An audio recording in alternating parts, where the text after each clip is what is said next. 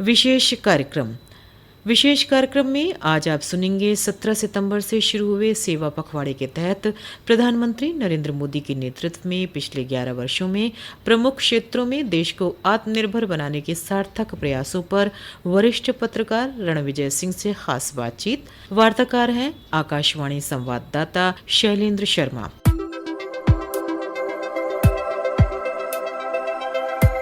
79वें स्वतंत्रता दिवस पर प्रधानमंत्री नरेंद्र मोदी ने रक्षा, प्रौद्योगिकी, ऊर्जा, अंतरिक्ष और विनिर्माण के क्षेत्र में हुई भारत की प्रगति की जानकारी देते हुए आत्मनिर्भर भारत को विकसित भारत के लिए जरूरी बताया था और ये बात सरकार के कामकाज, नीति और योजनाओं में भी दिखी है। पिछले 11 सालों में प्रमुख क्षेत्रों में देश को आत्मनिर्भर बनाने के सार्थक प्रयासों के बड़े परिणाम भी देखने को मिले हैं। मौजूदा वैश्विक स्थितियां भी यही संकेत दे रही हैं कि आत्मनिर्भरता बहुत जरूरी है। ऐसे में सरकार ने कैसे रणनीतिक स्वायत्तता, स्वदेशी और आत्मनिर्भरता के प्रयास किए हैं और इन्होंने कैसे परिदृश्य को बदला है, आज इस विषय पर चर्चा करने के लिए हमारे साथ मौजूद हैं वरिष्ठ पत्रकार रणविजय जी। सर, आपका आकाशवाणी पर स्वागत है। जी नमस्कार, बहुत बहुत धन्यवाद। सर, आज हम आत्मनिर्भर भारत की बात कर रहे हैं तो हम उत्तर प्रदेश की बात करते हैं। जिस तरह से देखते हैं कि उत्तर प्रदेश ने ओडीओपी के जरिए उत्पादों को पहचान दी, इनकी मांगों में इजाफा हुआ, ये कैसे देश और प्रदेश की आर्थिक और व्यापारिक प्रगति को बल दे रहा है और दूसरे राज्य भी जब इस पैटर्न को अपना रहे हैं तो इसका किस तरह से परिणाम होगा?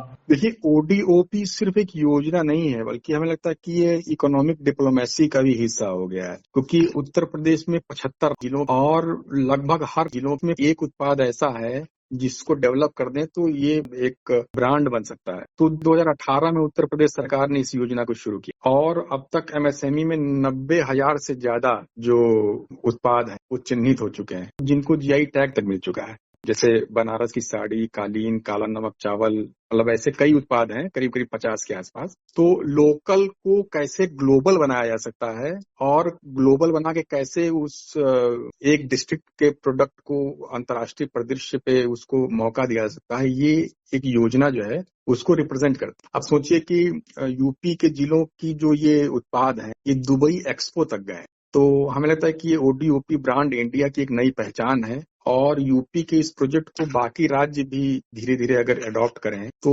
वो भी अपने जिलों के उत्पादों को अंतर्राष्ट्रीय परिदृश्य पे ले आ सकते हैं और इससे लोकल लेवल पे रोजगार तो बढ़ता ही है और जो लोग इससे जुड़े हुए हैं उनको एक नया बाजार अंतर्राष्ट्रीय स्तर पर मिल जाता है, तो उनकी आर्थिक स्थिति भी सुधरती है। सर, वर्तमान दौर कहा जाता है तकनीक का दौर है, जब एआई पर जोर दिया जा रहा है, गैजेट्स पे जोर दिया जा रहा है, तो सेमीकंडक्टर एक बहुत महत्वपूर्ण उत्पाद हो जाता है। कोरोना काल में हमने देखा कि जब सेमीकंडक्टर की सप्लाई चेन प्रभावित हुई तो भारत ने इसका महत्व समझा और इस महत्व को जरूरी समझते हुए सेमीकंडक्टर और उच्च तकनीकी नेतृत्व में आत्मनिर्भर बनने की दिशा में प्रयास भी किए गए। भारत 2025 के अंत तक made in India semiconductor chips launch करेगा, ये घोषणा हुई है।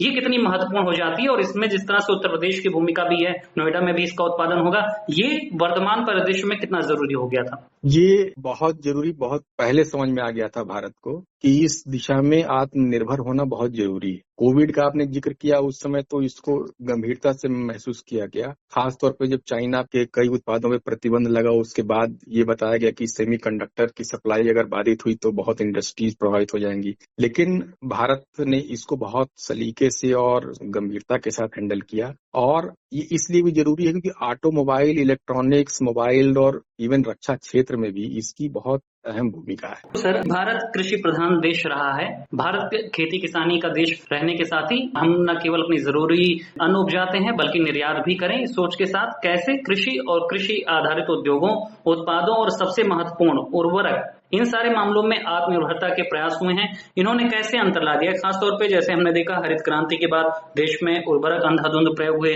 उनके दुष्परिणाम हुए। अब जैविक खेती, प्राकृतिक खेती और आत्मनिर्भर बने किसान, इसको लेकर सरकार जब आगे बढ़ रही है। ये केंद्र की नरेंद्र मोदी सरकार का जो फोकस है वो किसानों को आत्मनिर्भर बनाने के साथ ही उन्हें नई तकनीकों से जोड़ने का भी है और एक बड़ा वजह खेती किसानी भी है, जिसकी वजह से अमेरिका ने टैरिफ जैसा अपना जो फैसला किया है वो लगाया, क्योंकि भारत अपने किसानों को दांव पे लगाकर उनके लिए बाजार खोलने को तैयार नहीं है। तो केंद्र सरकार का पूरा फोकस है कि भारत का किसान न सिर्फ आत्मनिर्भर बने बल्कि उसकी जो क्षमताएं हैं और उसकी जो चुनौतियां हैं वो ज्यादा न बढ़ने पाए, क्षमताएं बढ़ें। इसके लिए जो है खाद्य सुरक्षा से लेकर अगर निर्यात हो, चाहे विदेशी मुद्रा की बचत हो, ग्रामीण अर्थव्यवस्था हो, इन सब पे केंद्र सरकार का बहुत फोकस है। जो आपने उर्वरक की बात की, तो 70-80 के दशक तक भारत जो है भारी मात्रा में उर्वरक आयात करता था, लेकिन अब स्थितियां बदल गई हैं। आज भारत अपनी यूरिया की आवश्यकता का लगभग 80 से 90% खुद उत्पादन करता है। 2022 में गोरखपुर में बरौनी, सिंदरी, तलचेरा जैसे कई जिलों में यूरिया संयंत्र बड़े पैमाने पर लगाए गए।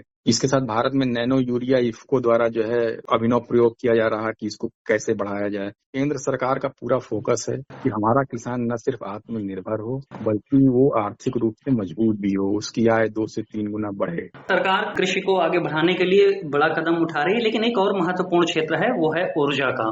क्लीन और रिन्यूएबल एनर्जी की बात करें तो ये आज की बड़ी जरूरत बन गई है। सौर, परमाणु, जल विद्युत और हाइड्रोजन ऊर्जा को उत्पन्न करने और इसमें देश को आत्मनिर्भर बनाने के लिए आप किस तरह के प्रयास देखते हैं मोदी सरकार में, और उत्तर प्रदेश इस क्षेत्र में कैसे आगे बढ़ रहा है? रिन्यूएबल एनर्जी को लेकर के तो केंद्र सरकार पिछले 10-12 सालों से बहुत ही मिशन मोड पे सक्रिय है। अगर मैं लखनऊ की बात करूं तो पिछले 6 वर्षों के भीतर मैं जैसे जाता हूं कहीं किसी नई कॉलोनी में, तो छतों के ऊपर सोलर पैनल दिख जाते। केजीएमयू, पीजीआई जैसे संस्थान अपनी जरूरत का करीब 40 से 50% बिजली सोलर पैनल से पैदा कर ले रहे हैं। इसके अलावा जो है अगर सरकार के स्तर पर बात करें तो जल विद्युत, परमाणु, ग्रीन हाइड्रोजन जैसे स्रोतों पे काफी काम हुआ है। इसकी जागरूकता का स्तर ये है कि हर तीसरा आदमी चाहता है कि उसके छत पे एक सोलर पैनल लग जाए, बिजली का बिल कम हो जाए, क्योंकि उसमें 3 किलोवाट का पैनल अगर 1,70,000 का लग रहा है तो सरकार 1,10,000 उसको सब्सिडी भी दे रही है। तो ये एक बड़ा फायदा जो आम आदमी को रिन्यूएबल एनर्जी के तहत हो रहा, जो केंद्र सरकार की